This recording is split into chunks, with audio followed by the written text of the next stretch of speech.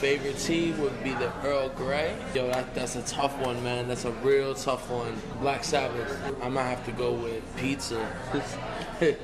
It's a classic.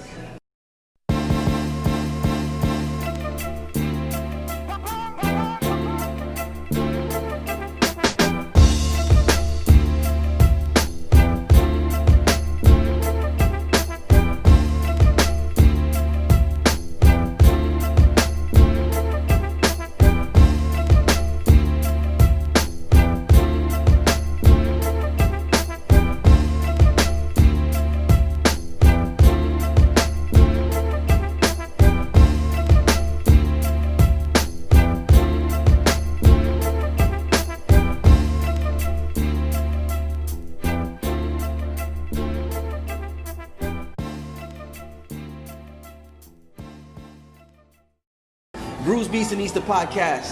Yes, we're back at it again. This is Old Head Ed. This is a podcast based mostly around beer, music, and food. I can't have a podcast. Well, I could have a podcast where I talk to myself, but that would be kind of awkward because then you guys would hear the same opinion on beer, music, and food. So I always enlist the help of a guest, special guest, extravagant guest, guests with stories to share. And this week is no different than any other week. For the fact that I did a little traveling, came up to check the homie up in Delray. We're at Subculture Coffee. Not a coffee drinker, but it seems like a nice spot, real chill. Maybe get into a bite to eat before we bounce. But yeah, man, here I am sitting with none other than DJ Ben Workin. Ben Workin, what's good, my man? Hey, man, I'm just maintaining, bro. Just living it one day at a time like I have to. Oh, I'm glad to hear, bro. I'm glad to hear. Interesting story. You're a transplant. You've been here for about a year or so in South Florida or in Florida. Since last March 2019, I came down here. Okay, so just over a year. But you started off in Jersey. Yeah, New Jersey and North Carolina. Okay. You have a pretty detailed history. I mean, you get involved with a little bit of everything. You DJ, you rhyme, you produce. You've met plenty of people along the journey. But before we get to those parts, let's start at the beginning. How did you get into music? So my father was a musician. My granddad was a musician. His father was a musician. I come from a family of drummers, so being that they were drummers and they were into music and hard rock and thrash and metal and jazz and all these different genres, I was around music at an early age. Granted, I was with my Irish side of my family, and I went to a lot of Irish festivals. There was a lot of the Irish dancing, Irish folk music. I was just around music at an early age, and I remember my granddad wanted me to play the bagpipes, and I was like, nah, because then I gotta wear the kilt, and then the kids are gonna make fun of me, and I was mad self-conscious about it, so I wouldn't do it. But I was getting into I had this little drum machine, a Casio, the little Boss drum machine, and a Casio, and I was 5-6 years old, and I would make these silly songs, crazy songs, almost some Weird Al Yankovic type of things. Okay. And but I remember hearing the first hip hop song I ever remember hearing. It might have not even been a hip hop song. It might have been R&B. The How Do You Want It? Okay, yeah. That might have been one of the first songs I ever heard. Where I heard the beat sounded different than anything else that I ever heard in my life. Okay. And then it was like Naughty by Nature and stuff like that. And I had an older brother who put me on Naughty by Nature, 2 Live Crew, and all that kind of stuff. So, dope. I was turned out to hip hop at a young age, and it was it's definitely a youth music and youth culture. Because when you're young and you hear beats like that, it's you're gonna start dancing. It's gonna happen. Yeah, and I'm glad you mentioned the youth thing because it's funny. You didn't want to get down with the bagpipe because you felt you had to go through the whole thing, and then it was a little insecurity. It's as youth we don't understand tradition or pride in your culture till later on. At the beginning, you're kind of yo, this is just not what I'm used to seeing out there. You know what I'm saying? And you don't always feel confident bringing people into your world like that. You know what I'm saying? But it's crazy. It's wild that Irish people get down on some music. I've been to some Irish bars where they have the authentic the flute or the fiddle, the fiddle, they got the bagpipes. And then they had the little drum. It's like a hand drum. It's called the borong. Oh, that's what that is? Yeah. Okay. And they're actually not, it looks like they're hitting it, but they're brushing it. Really? It does? And then they adjust the bass, the tone, by when they put their hand behind the skin in certain parts. Yo, that's the way the sounds. That's detailed, bro. That is, I never, like you said, from the outside looking in, you're just witnessing. It looks like they're actually tapping it, and it's not. Okay. Yeah. Damn. They be getting down. The Baron solo is the shit. Yo. And there's no like other kind of like drum like that in Europe, so that's why they try to say that Irish people have ancestry from other places. I don't know. I wasn't there, but the drum is very prevalent, indigenous to beginning of time. Like the drum is the first instrument. The drum was the first way that human beings communicated. Yeah, man. That's the heartbeat. It's like it's what we walk around with every day. We just feel it. Yeah. That's why, like you said, it gets people to move. Even when it comes to hip hop. Hip hop plays a place in most people. Like you, even if you're not crazy about it, there's at the core of it, it's there's always like a connection to I guess us as human beings that we feel it. This is in Jersey when your dad and your uncles were into music at that point. I know you mentioned you're also from PA as well. Yeah, I was born in Pittsburgh, so my mother's side of the family is from Pennsylvania. Okay. And ironic enough, so I was adopted by my grandparents on my father's side. My father's mother was born in Pennsylvania in Uniontown, which is not that far from Pittsburgh, about an hour or two, something like that. So it's just funny, like I have like really deep roots in like Pennsylvania as well. Nice. So yeah, but I spent most of my youth and my growing up in New Jersey, and that's kind of really where the music shit started, doing shows, my brother Prime Prolific and my brother Seb, and my homie Conflict, and there's all these different cats that like like Conflict was he was working with Lord Jamar real closely. Okay. And that was like his neighbor, and so I did shows I believe I did 1 or 2 shows with Lord Jamar. Like John Robinson, aka Little Side. Little Side, yes. Dope. You know what I mean? These are all people that I signed. Little Side, John Robinson, I know like on a personal level. You know what I mean? That man knows my first and last name, like and I obviously know his. John Robinson. I haven't seen him in years, man. And it's like it's crazy. Like people like that were always on the conscious tip. When I was like out there really wilding, you know what I mean, taking mad drugs and drinking, they always showed me like love, man. Yeah. You know what I mean? And I just want to put that out there. It's crazy, 704. As soon as I said love, 704 popped up. Yeah. 704 is God, bro. Yeah. And 704 is Charlotte. Oh, the area code? Area code, oh, yeah. that's ill. So that's crazy. Ill. So yeah, but anyway, back to what I was saying, like, I just want to put that out there. Like, shout outs to John Robinson. You were always a positive dude. Never judged me, man. You know what I mean? When I was out there wilding.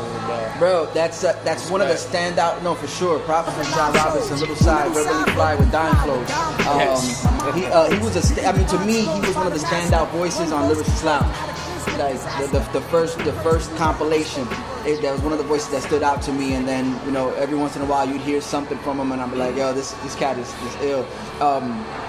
You came across these people. I mean, I'm sure that there was a period in your musical journey that before you came across these people that you started to get down, decided to sit down and write stuff down. Yeah.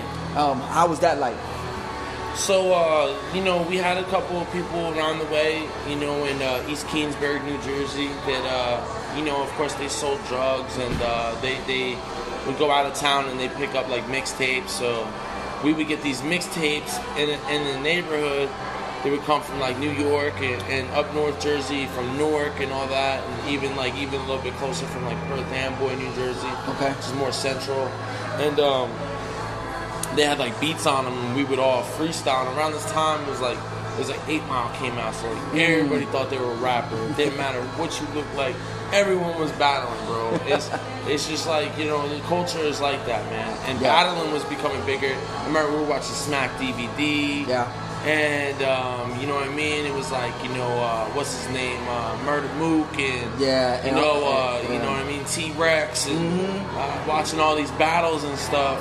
And, like, just Smack DVD, all the freestyle. So we were just like, everybody was trying to rap and freestyle. I remember I finally started to rap, and my friends were like, "You're trash, you're whack, you're garbage, you're never gonna be great, yo."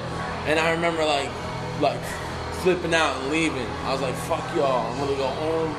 You know what I mean? Like I'm gonna be better than all y'all. Yeah. And you know, come to the show like.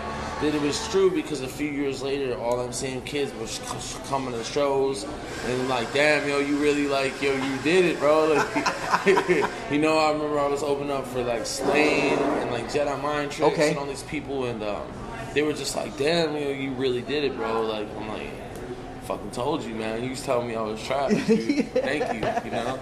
Yeah, I'm glad that they didn't walk around asking for credit. Be like, yeah, see what we did? We motivated you. Like that. They can't claim that, yo. You just decided to be about your business, and you was focused and went back and started really putting paper to pen or pen to paper. I wrote rhymes more than I did homework in school, bro. It's a miracle that my GPA is like 1.46. It's a miracle. I'm a D student. Wow. You know what I mean? Like, you know, it's a miracle that I even have a high school diploma. I had to do like extra credit shit during the summer and like all sorts of like. I was good with computers, so like, all right, you can do this shit on the computer, and it's a miracle I have a high school diploma. Yo, it's you know, it's wild that a lot of times it's I don't want to put the blame all on the teacher, but it's I think we've gone away from the time frame where teachers try to look for what it is in certain students that'll help them succeed or propel them or kind of how do you say bring them into like learning or being more about learning. And some teachers do it, some teachers don't. Some teachers just sit in there and they're like, yo, just do the course. They don't say, do the work. This is what I expect from you, and that's it. Because I'm sure with the writing, well, you was good at computers, but I'm sure like an English teacher would have like picked up on your how do you say your wanting or your ability at writing. They probably could have flipped that around and maybe at least, you know, some of them did, but I was just such a like delinquent. Like I didn't even show, like, you know, they say like half of it is showing up. It got to the point where I stopped going to school. Oh wow, because like I was smoking a lot of weed back then and taking pills and stuff when I was like a teenager. So like kids would like mess with me because I would be like sleeping in class and they would tap on my shoulder, and then I just wake up and just start beating them up, like, you know. So it got to the point where I was like, I don't even want to deal with this anymore. Wow. I just stopped showing up to school. So I just you know. That's just what it was, man. Yeah, Stop showing up to school. Okay, well, yo, shouts to the teachers then. I was totally wrong on that one. Yeah, they tried to help me, dude. Okay. They tried to help, and I'm mature enough to admit that now, but for years I was like, man, fuck them teachers. Yeah. Like, there's still a couple of them teachers that it's like, fuck them. Yeah. Because they always judged me and always treated me like fucking garbage, human garbage, but for the most part, man, I mean, I was just an asshole. Yeah. Well, and like that shows growth to recognize that, though. Yeah. Dope. So Jersey, you start opening up for Lord Jamar. You start getting involved with Prime Prolific. At what point do you decide going from rapping into what came first, producing or DJing?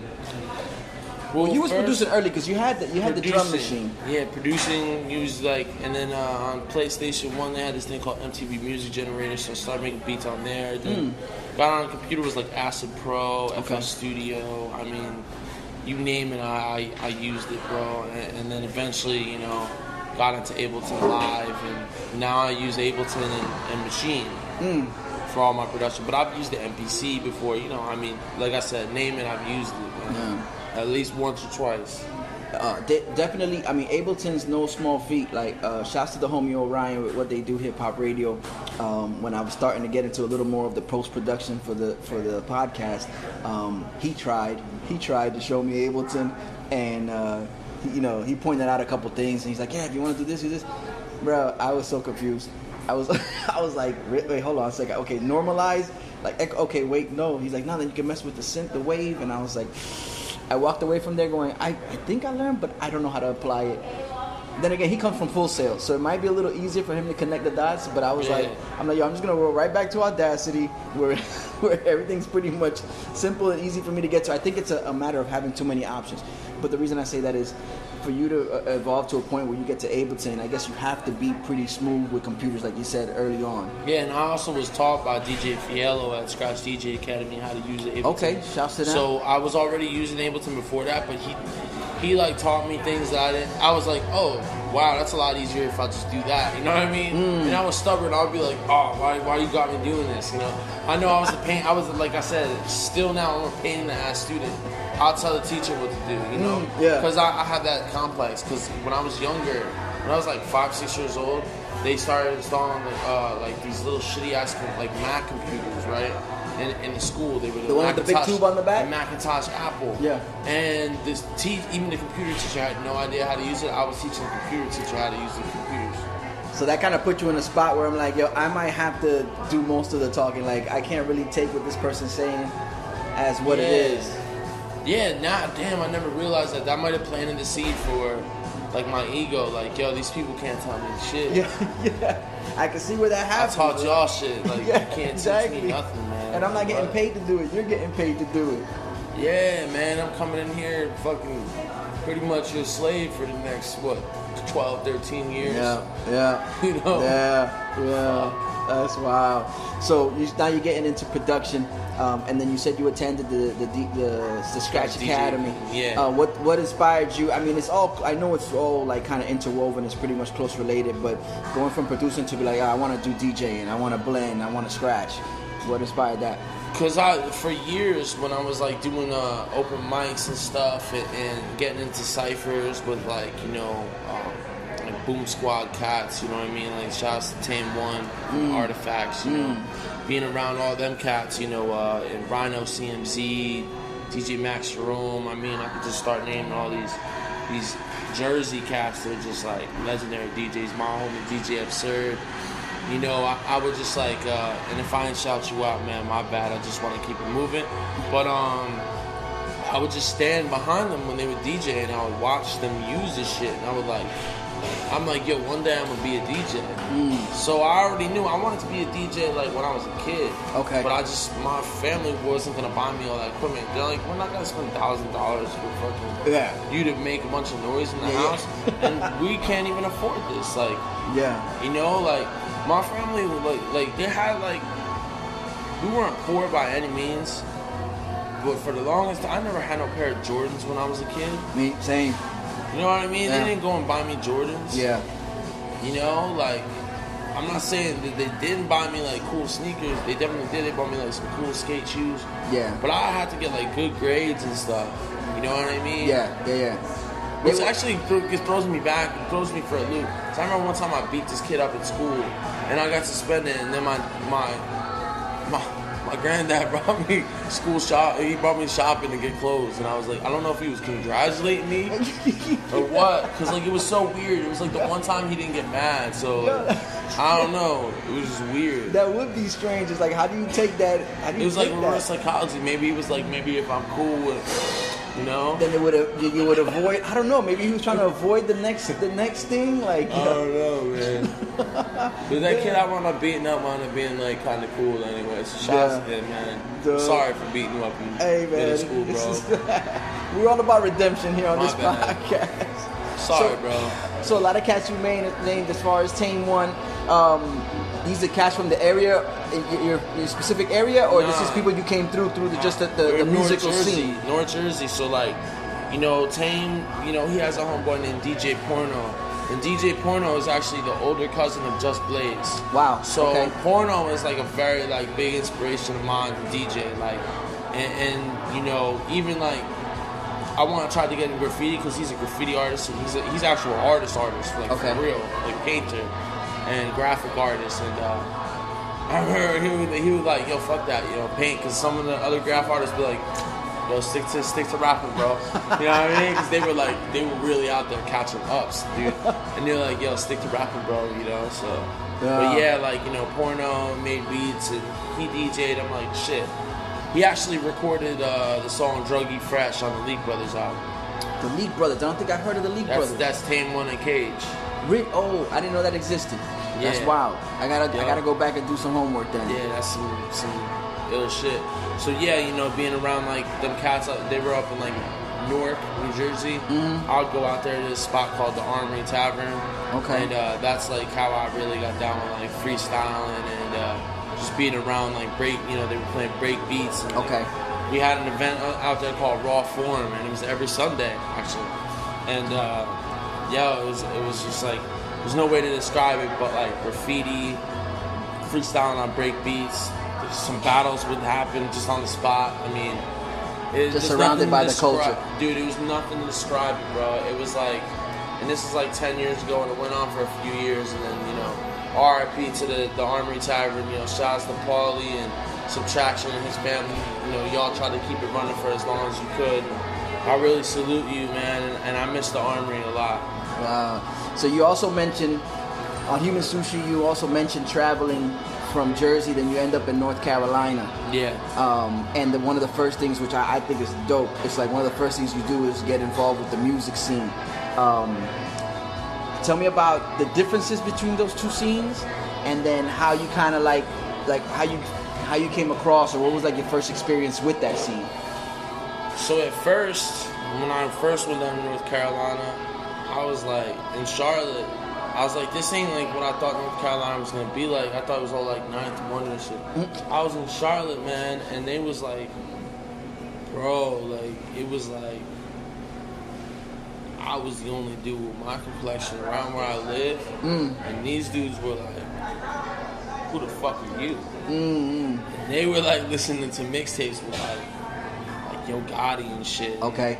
And Yo Gotti's dope, don't get me wrong, but I was like, but it was that influence. That was what it was like deep down south underground shit. Okay. You know, and I was like, it was like South music, and I was just like, I thought at that time, like my worldview was like Northeast, East Coast, and then the Southeast is like, the beats were faster, it was different. I was like, I didn't even know like how to approach it. So I remember this dude, you know, this drug dealer, man, I used to cop bud from, man. We used to have the boost mode with Chirp. Okay, yeah. And I used to cop bud off him off the Chirp. He's like, you need to make some more down south beats. And I was like, he's like, you got them Alchemist sounding beats. That's cool, but you need to make some down south beats. And I was like, yeah, whatever, man, like, you know. And then, goes to show that, like, I went back up to New Jersey, and I was just like, slowly started to like realize, I'm like, wow, I actually got a lot of Southern influences, you know, like, you know, I like UGK, I like, you know, 3-6 Mafia, you know what I mean, I like Scarface and the Ghetto Boys and all that stuff. And yeah. I really started to like, you know, and then ASAP Mom came out during that time. They're from New York, yeah, but they had a lot of down south influence, and I'm like, yo, these beats are crazy. So I started listening to all them kind of beats more, and then like Kendrick Lamar came out. He had like a West Coast style, but he had some of them just different beats than I normally would listen to or try to make. And that's when I started to like really get into them kind of beats. So when I went back down south to North Carolina again, it was like I actually got tapped into the people who were making like that boom bap shit. Okay. So it was weird. It was just like, but they were doing the boom bap and they were doing the bounce type shit. So it was like a whole revolution was happening where it's like, yo, you don't gotta rap to one kind of fucking beat. Yeah. Like, you know, and I that helped me step my skills up as a producer. Okay. You know. That, you know, it's wild that that how the order of things happen. Like the second time you pulled up to North Carolina was when you came across the sound that you were expecting the first time around. Yeah. Like it happened on purpose. Like it was weird, man. It was like yeah. Not by chance. That's bugged out. Yeah, the first time around, you're like, this is not what I was expecting as far as production coming out of here. You go back, you kind of find your way around that style of production, and then when you come back, they're like, oh, this is the boom bap I was looking for at the beginning, or in the first place. At that point, were you already producing for people? Like, were people purchasing beats from you? Yeah. Making music on your beats? Yeah, so I was producing beats for people, you know, I was producing for Prime and myself, and you know, then when I moved down south, you know, I started producing for a cat named Joe Sig, and that's how I met Jamonte and all these other people, man, and I producing for the homie Spitty, and you know, a lot of my own shit too, you know, I'm producing for myself, and you know, I came across a lot of people in the underground that were like doing music that was like very like-minded, you know. Yeah, and when you say South, you're still referring to North Carolina, or you're referring now to South? Okay, so let's move. North Carolina. All right, so let's journey a little further south. It brings you to this location here. When you got here, you jumped into the scene as well. What was that like? Honestly, I already was like familiar with the underground scene here in Florida through like the Master Builders, you know, Serum, No Emotion, Willie Hayes. Got you. Those were like the people I was very familiar with. You know, shout out to Lord Gamma. Lord Gamma he's the e-bully man. He used to internet bully me. Really? Yeah, shout out to Lord Gamma, yo. Like, because I would look at pictures of this dude. And I'm like, I'm scared to talk shit to this guy because he's like this muscular dude, and he's just like, what's up, fucker? You know, he's like the high school bully, but the internet version. But he's probably gonna get a good laugh out of this, yo. He didn't share that story with us, man. When he was on the episode, Lord Gamma, he came. No, he probably don't even remember. He was probably like tripping on mushrooms or something. Yo, but he is like. He's one of my influences, like, as a producer, bro. Like, real talk. Dope. Like, I was up on him years ago, dude. Like, you know what I mean? Wow. And, yeah, it's just crazy, dude. But shouts to Lord Gamma, yo. And, you know, that's how I became familiar with, like, the homie X the Detective, through all like that. Okay. You know, like, it's just crazy, bro. Wow. Bro. No, it seems real storied, man. It seems real storied. Yeah. So now, at what point did you come up? At what point did you do If the Shoe Fits? Was that Jersey? Wow, you did your homework, bro. I'm saying nobody has ever asked me about that, bro. You did your super duper homework. I'm with saying, the Al Bundy on the cover. Yeah, exactly. Wow. Was that a Jersey moment? Oh, it was Jersey. I was in Jersey when I put that out. Okay.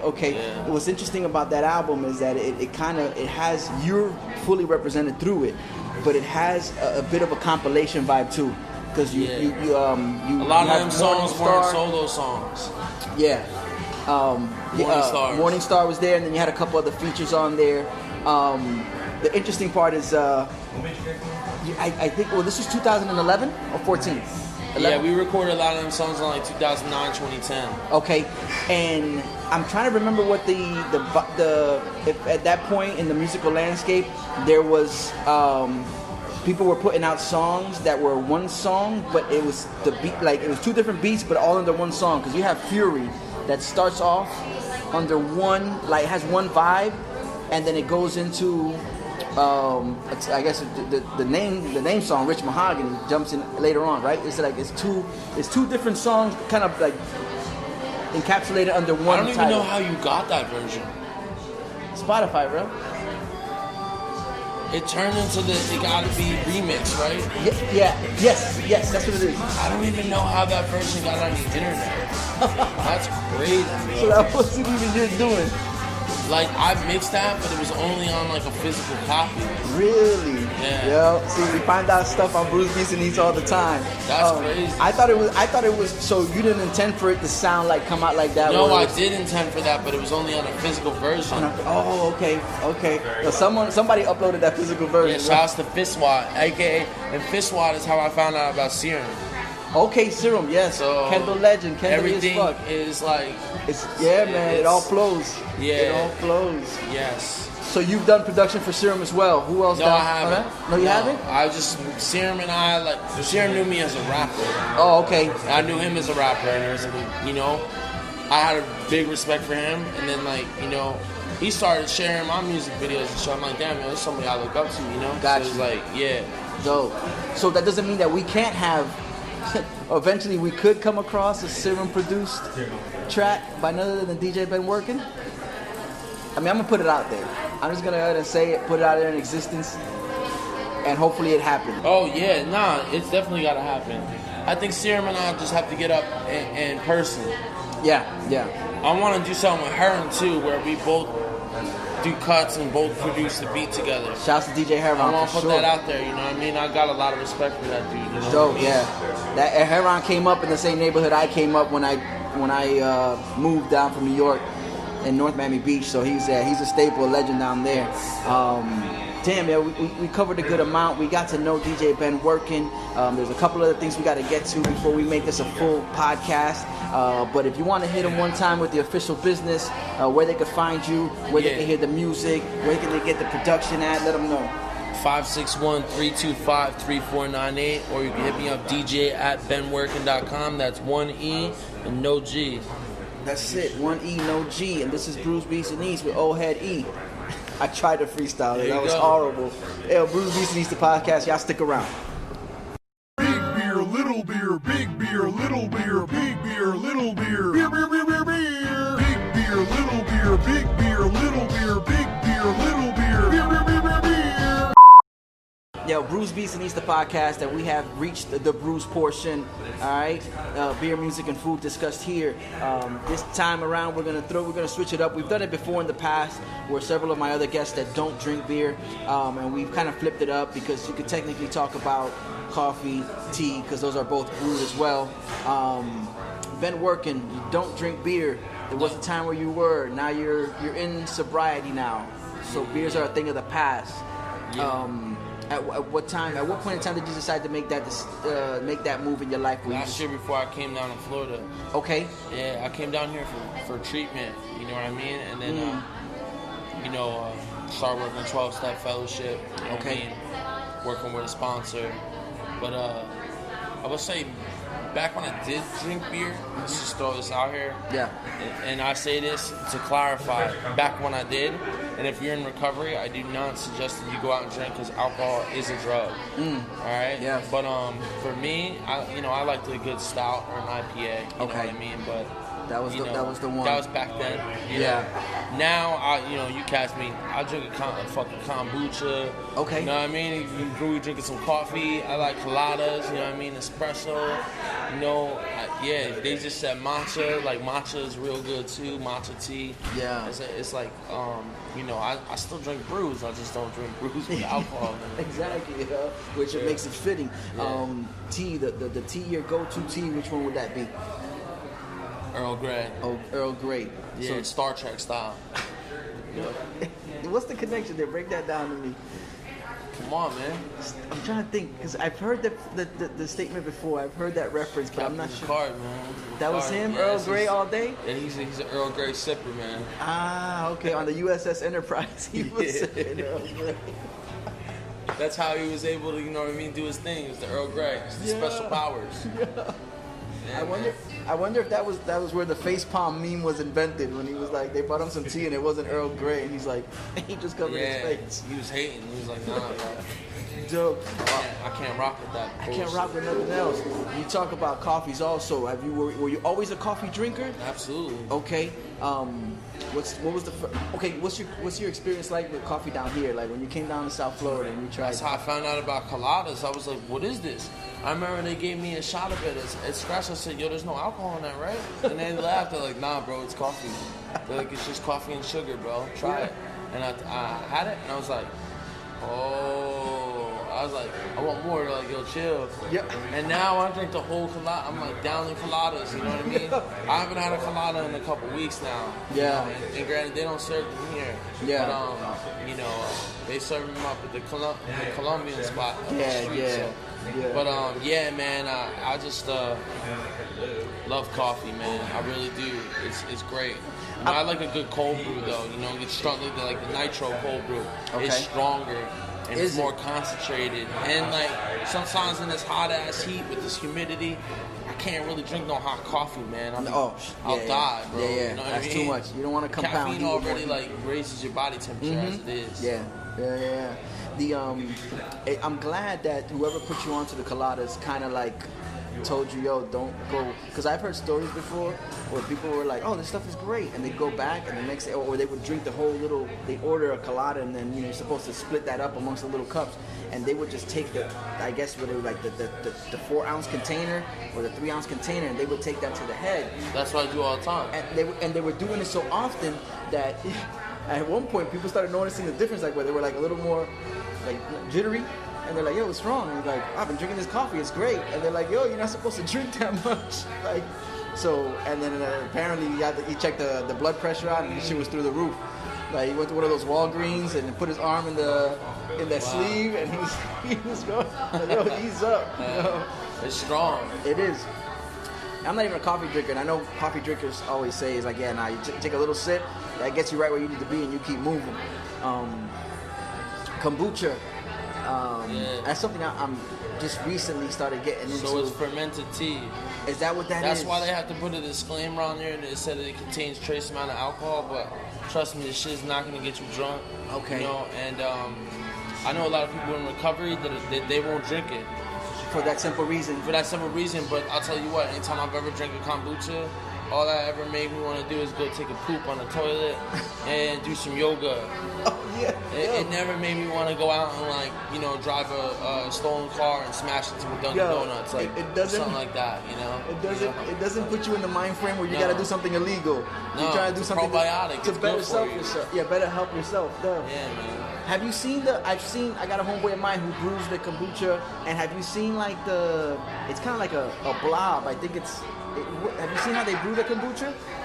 Yeah, so they kind of looks like a placenta. The scobies, yeah, they get or something, I don't know what the hell it's called. It's like these little like bacteria. Mm-hmm.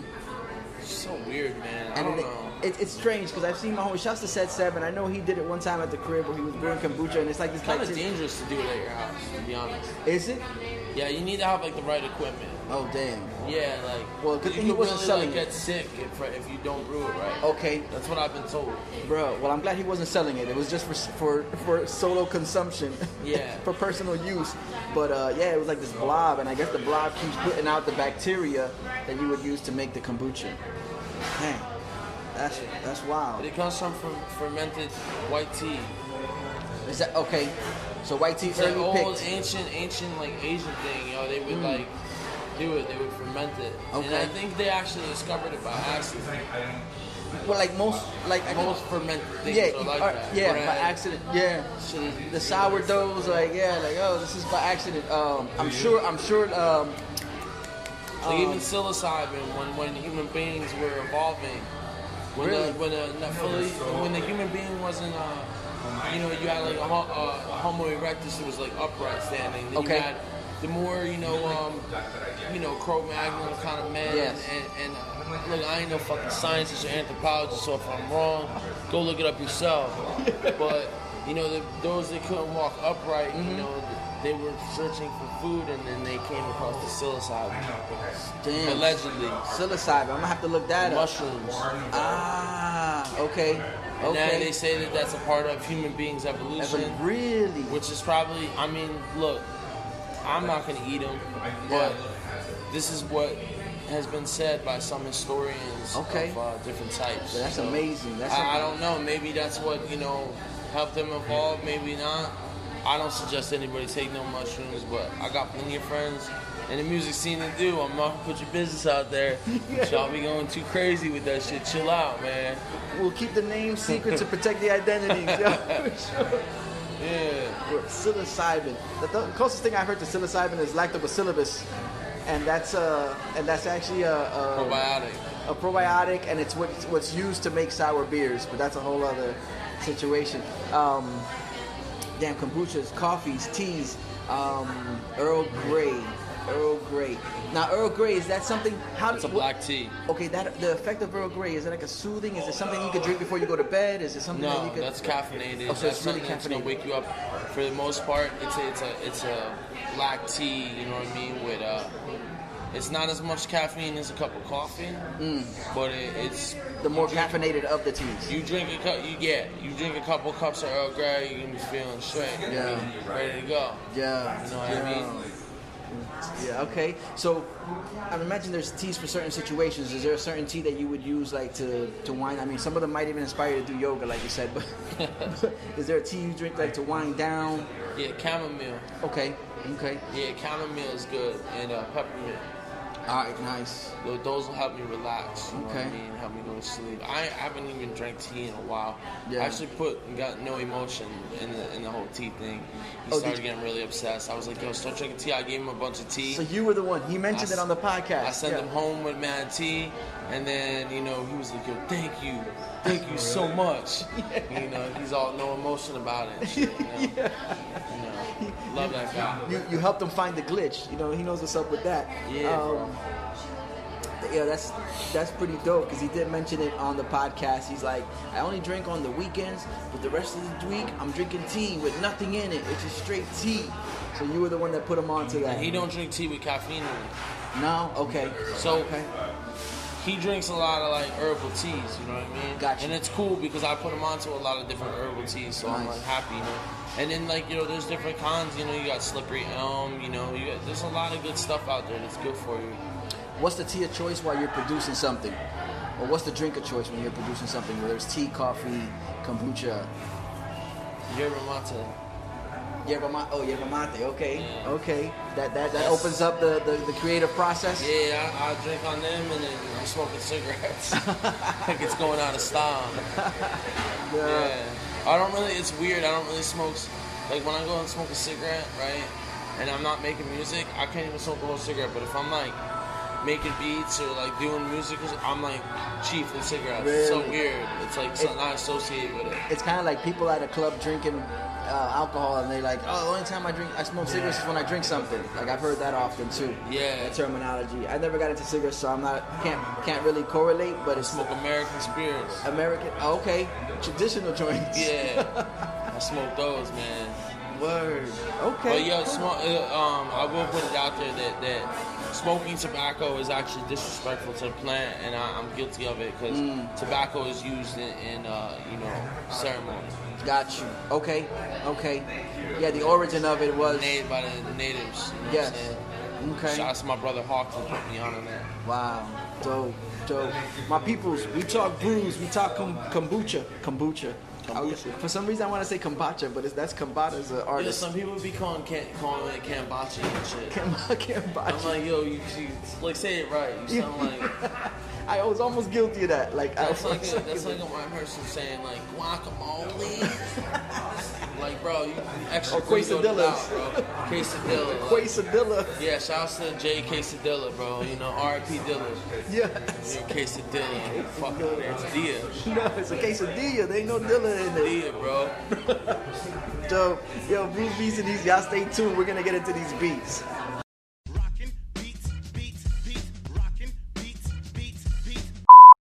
BrewsBeats&Eats, the podcast. Yes, we're back. We're still here. I got DJ Ben Workin with me from Jersey, PA, North Carolina, down to South Florida now. From everywhere. From everywhere. He's touched multiple spots on the map.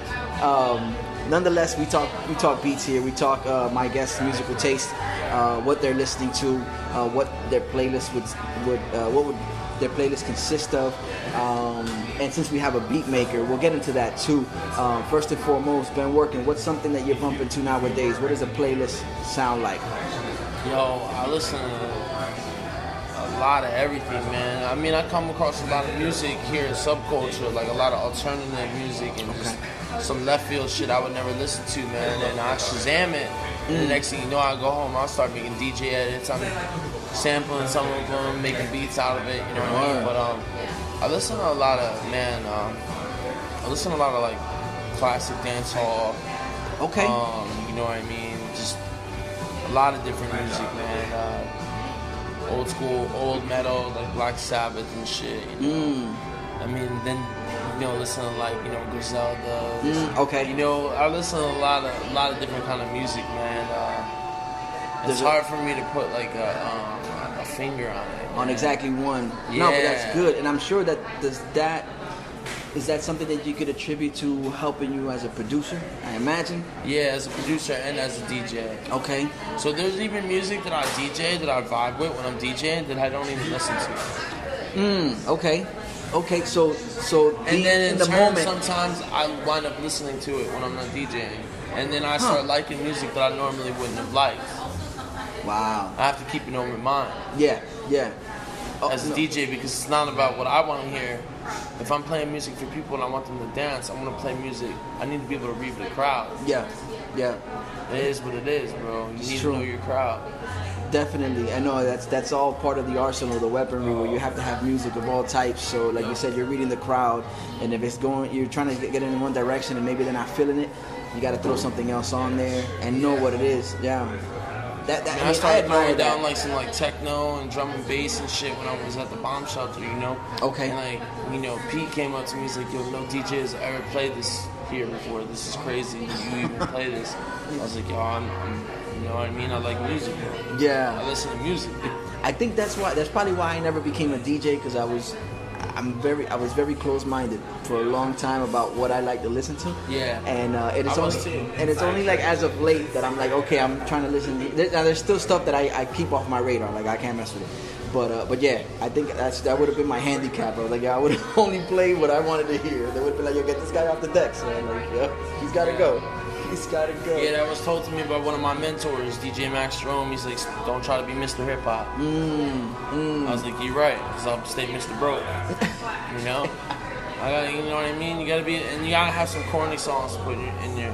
Yeah. You know, that's a big thing about open format. It was tough for me when I was learning how to do open format shit. I remember actually how I kind of got angry with them. I was like, at Scratch, I was like, yo, I don't want to play this shit, man. Like, this shit's whack. And like finally one day I was like, I don't want to play this. So I was like, I thought I was being a troll. I started playing like Spice Girls and Backstreet Boys, and then throwing in like Rump Shaker. And they were like, I was just being a troll. And they were like, yo, that's dope, you know? I was like mixing all these songs that I would never mix, and then I started mixing them and like just doing open format, going from like one genre to another. Yeah. And then like, that's open format, man. You're working on your open format. And you know, and I was just trolling them. I was just like, I would play like NSYNC or something, bro. And it was backfiring in the best way, because they were turning around and like, yo, he's getting the hang of it. Like, he's understanding. Because I was just trolling them. I was like, man, like, nah, like, you know, I was. And I do it every once in a while on the set. And I know when I'm on Twitch, I notice people, they hop off. I'm like, oh, fuck you, man. You don't get it. I remember I threw like Sting or like Michael McDonald's in like the middle of like a hardcore hip hop mix. Yeah. I'll just mix that shit in there, and I'm like, fuck it, let's go. Let's go. Yeah. What else do you learn in the Scratch Academy besides the open format? What's something else that they teach you? I learned how to mix vinyl. Okay. Like, that's what they first teach you. Then I learned how to get on the CDJs, then controllers, then, you know, Serato vinyl. And that's how I learned about the Rain 12. And that's what I use now, the Rain 12s. They don't even have a needle on it. I was like, the first time I was on the Rain 12s, I was like, oh, this is it. That's the one. The Rain 12 is the one with the Bluetooth needle that you put on the center of the record? No, that's the phase. That's phase. Okay. Yeah, I never used that before, but I'm open-minded to using it, you know. So the Rain 12, how does it pick up if you're not putting a needle on it? It's a controller. Okay. You know what I mean? So like it spins like a record, but the actual like motor is in sync with Serato. Gotcha. So they're basically designed to be used with Serato. Yeah. But it still spins like a record. Okay. So when you stop it, it sounds like you stop. You know, you scratch. It sounds like you scratch. Okay. Now, when you first started messing with, I mean, I imagine technology has improved to the point where it's very on point as to the action that you do. It immediately translates into. Yeah, they're constantly updating the firmware and all Okay. that. So like all that shit is very like it's very up to date. Did you get a chance to do sets down here, or you did down here before COVID hit? Just the show at the bomb shelter. That was it. And that was it. You know, other than that, it's been on Twitch, bro. Like Mr. Okay. Bedroom DJ, man. There you go. But I'm doing this fundraiser on October 31st. So Dope. Let us know about that. What's up with that? Party. It'll be at a place called the AR Center. So it's cool, man. It's gonna be, you know, people will be wearing 2 masks. You know. I don't know how that's gonna work. You know, especially I don't want to get all super political. I know I got on there on Human Sushi. Shouts to them, but. Yeah, I really don't. I feel like it went a little too political for a little while, and honestly, man, that shit really is a bummer. You know, it does. You know, but I enjoyed it because it was a conversation that needed to be had. You know, but yeah, you know, hopefully the world starts to go back to normal. That's all I'm gonna say. Yeah. Like, no, and people, I mean, even right down to doing the online streaming, that's definitely it's a wonderful resource for those who are more used to having a nightlife or used to getting out there and listening to music or going to check a performance. I mean, it does work wonders, bro. Like, you don't have to leave the comfort of your own home, and you get the vibe out. I mean, I get down with DJ Proof's Saturday night shows. You know, of course, the WVCC, which is where we first interacted. Yeah. That shit all is a blessing to me because it does give you an outlet. Shouts to Rudy, man, H, bro, for always bringing the raid over when I'm streaming. You know, I appreciate that, man. Yes. So you do Tuesday and Thursday nights at midnight? Nah, sometimes, you know, honestly, I've just been more concentrated on, like, you know, attending meetings and being around people in recovery lately. Okay. You know, I've had a lot of situations. A lot of people out here are dying, bro, from fentanyl, man. Yeah. So it's like, it's, I'm being told I gotta worry about this COVID shit, but guess what, as much as that's a real threat to older people and people with underlying conditions, this is a disease we were already like aware of before that. It's a disease of addiction. Yes, so yes. That's what it is. That brings up it's something that I've never even considered is music and being able to DJ or learning how to be creative with what it is that you already have. That could always be a substitute for. I mean, an addicted personality could be anything. You know what I'm saying? You could have an addicted personality and always go eat McDonald's every day at a certain time. That's an addiction. Of course. So disease comes at you when you're an addict. Disease will come at you in different ways. It's not gonna just come at you in drugs. You get clean from drugs, right? This shit will come at you in the form of money. It'll come at you in the form of cars. Yeah. If you allow it, it can be arrested at some point. Recovery is impossible. That's something in the literature. It's like, bro, like at the end of the day, as long as you're working on recovery and recovering, you can recover. Yeah. And you can become a better person. You can make better choices in your life.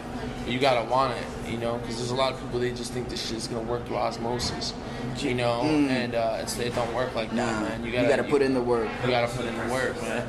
Shit, yo, no doubt. Are you familiar? I mean, I don't know if this is even a thing. Do they have music programs for people that are recovering or coming out of? It's very few and far, and I want to get more involved with it. That would be dope. I know some people in treatment, and they have a studio, so I just, everything's just been so crazy with the virus that it pretty much it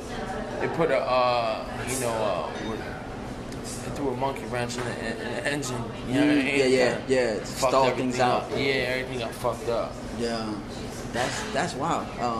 I didn't even think of that before, but that would be interesting to see, because I mean, ultimately music, it heals. Ultimately music brings people together. Music does a lot, you know what I'm saying? And I don't see why it wouldn't be used in a way where we could, switch a person's focus from whatever it is that they're addicted to like something more of a, helping them out, a more positive, a creative. Shit, man, we might have something. We might have to come over. That's pretty interesting. I'm definitely, if we get a donor out there that wants to put the money up, let's make it happen. Yeah, that's really ill. Yes, definitely. Beats. So you've produced for Prime Prolific. You had Sadat X on one of the songs. Yeah, I produced Sadat X as well. Okay. How did that relationship come? Was it through Prime? Nah, Sadat just seen me cutting up an old Diamond D Sadat joint. Oh, really? Joint. Okay. Then Diamond D posted it. And I just was like, yo, I asked Sadat. Is it the business?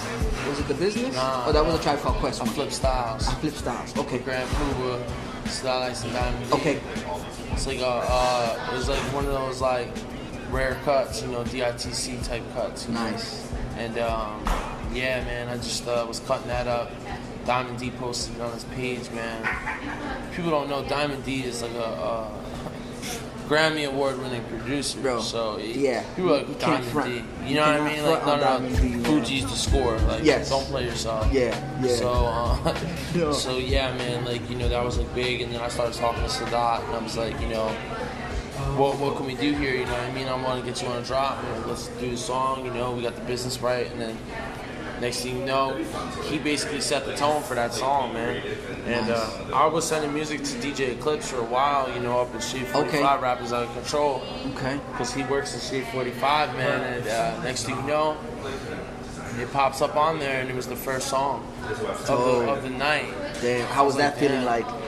I didn't even hear it because I like had went to bed early or something. And next day, dude, I'm getting like calls at 4 or 5 in the morning from Prime. I'm like, what the fuck? And I look, he's like, yo, did you see it? Did you see it? Did you see it? And he's like blowing me up. And I'm like, damn, yo, we got played on Shade 45. Like, that's crazy, That was over the summer. That was in July. Damn. They played us twice on the show, which was cool. That's ill. I mean, that's 2 times more than I've ever been played on fucking Shade 45. In Eminem's radio station. Yeah. It's like fucking crazy. I mean, I can imagine the feeling, bro. I can only imagine the feeling. Who's somebody you would be interested in working with, making beats for? I keep putting this out in the universe. I want to work with Ghostface Killer, bro. I want to produce a whole project for him, man. That's somebody I really want to work with, and Conway. I want to work with Conway. Okay. The machine. Okay. Beast. Yeah, both heavy hitters when it comes to the bars, and then just that real gritty, earthy hip hop. Like that would be tight. I would want to do some real left field shit with him though. Oh, okay. See, let's put that out there. Conway Ghostface album produced by me. That would be crazy. That would be something else. Conway and Ghostface on the same album. I mean, it don't have to be nothing crazy. It could be an EP. You know what I'm saying? Yeah, an EP. Yeah. Yo, with Ben working on the beats. Put that out in the universe, man. Yo, that would be tight. That would be tight. Yeah. Yo, crazy. You put me on to a lot of music. There's stuff I got to go back and check. I've missed out on some of the stuff you hit on. The Leak Brothers, definitely. I had no idea that was even a thing. Like one album is bugged out. Yeah. Yeah, it's a good album. So, cool. My peoples, it's BrewsBeats&Eats. I got Ben working with me. We just talk beats. Y'all stick tight, hold tight, hang in there, and we're going to get into these eats. So y'all know what's up.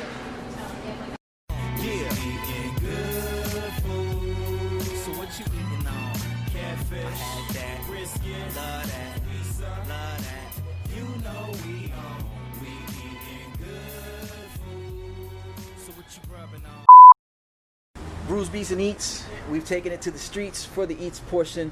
We're just outside. We're still at Subculture, taking in the views up here in Delray. It's one of the first times I've been up here, and one of the first things I noticed is before we even got into the conversation, I looked to my left and I see this spot called Doc's Burgers and Shakes, and then Ben Workin tells me, yo, that's like a staple joint out here. Yeah. So I think one of the things I gotta do before I even head back to the crib is stop there, grab something to eat. But it's not about what I like to eat.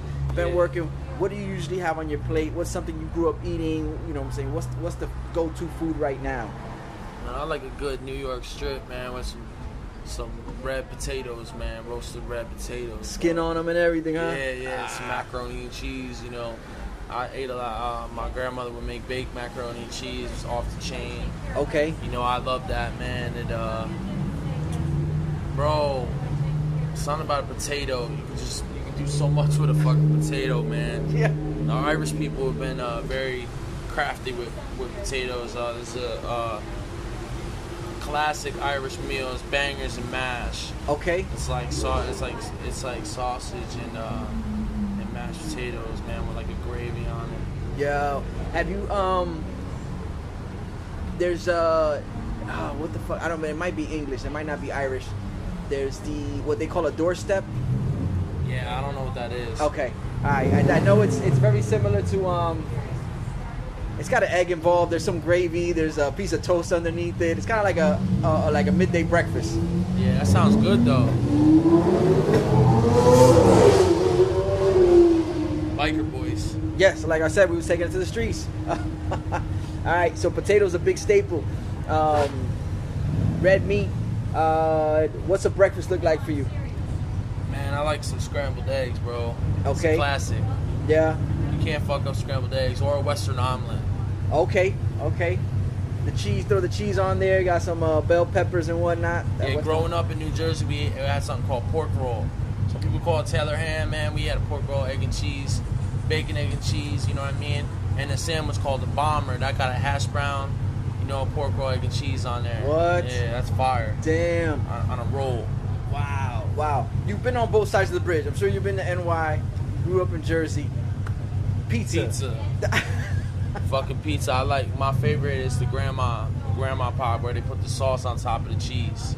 Really? Yeah. Oh, snap. Yeah, I don't think I've ever experienced It's like that. a square pie. It's like a Sicilian kind of cut. Okay. Yeah. I don't know if grandma comes from Sicily, but I think it's just a older form. And then they have like basil on there and stuff. It's good, man. Yo, that's dope.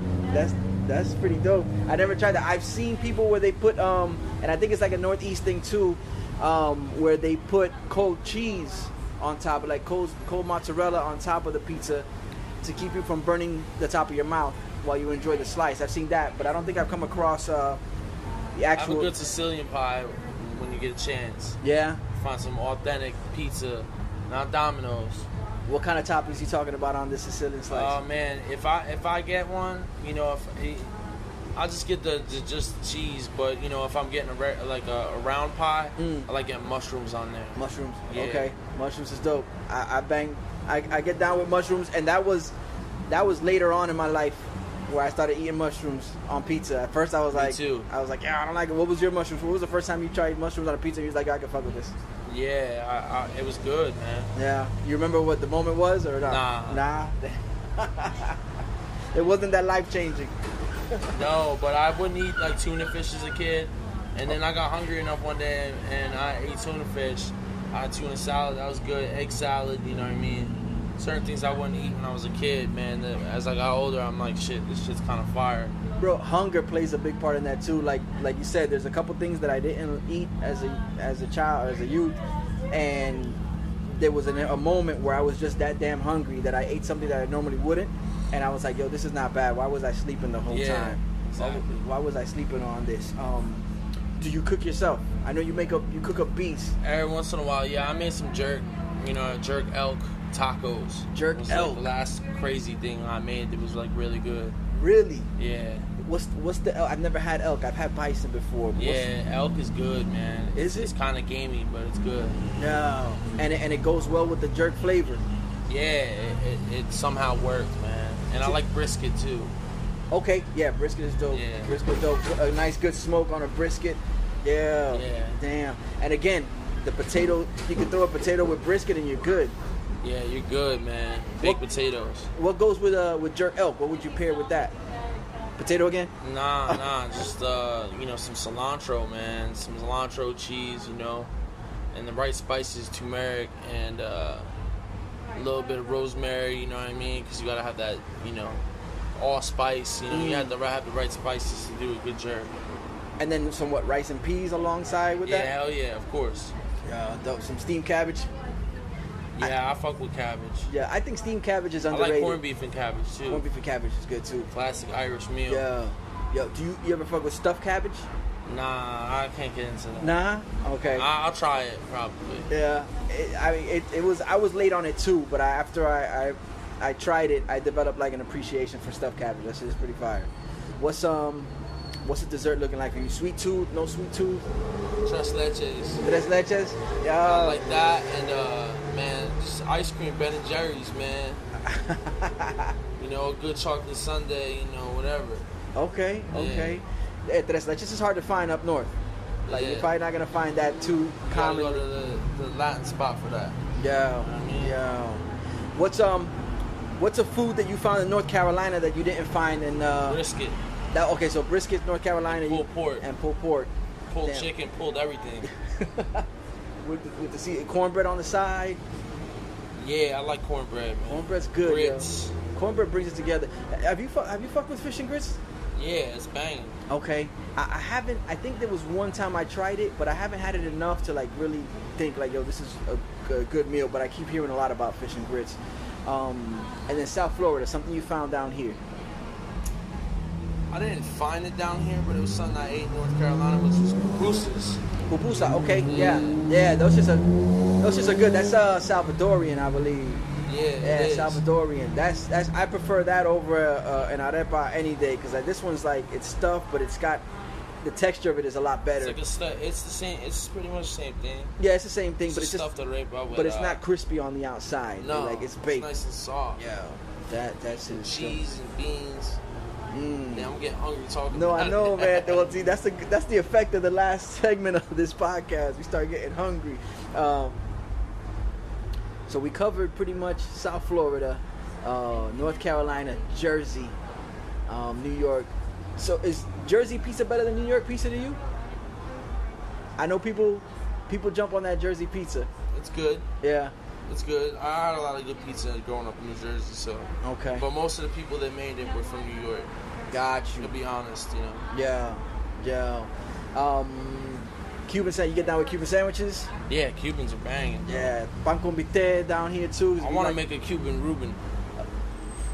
Yo, take me through that. Yo, you know what a Reuben is, yeah, right? Yeah. I was thinking if you make a Reuben and then put some pickle on it and some ham with the roast beef, might be able to come up with something. You take out the Thousand Island dressing though. Yeah, I'll still put that on. Or is it Thousand Island or French dressing? Thousand Island. Okay, so you would keep that, just kind of bring it over to a piece of Cuban, and then press it on a piece of Cuban toast, Cuban bread. Shit, bro, you might have Cuban something Reuben. there. The Cuban Reuben. Yo, ese es Rubén. El Reuben. El Rubén. Yo, shit, might be on to something. Any spots down here that you have? There's like a go-to dish that you really fuck with since you've been down in Del Rey. Yeah, pollo arepa at a Colombian coffee house, man. You know what I mean? Get a colada. Okay. It's a wrap. Yeah. Yeah. Pollo arepa at the Colombian spot. Yeah. It's like shredded chicken on top of the arepa. That shit is fire. Wow. Any time of day. Cheese. Yeah, I eat that any time of the day. Ew, that is dope. That is dope.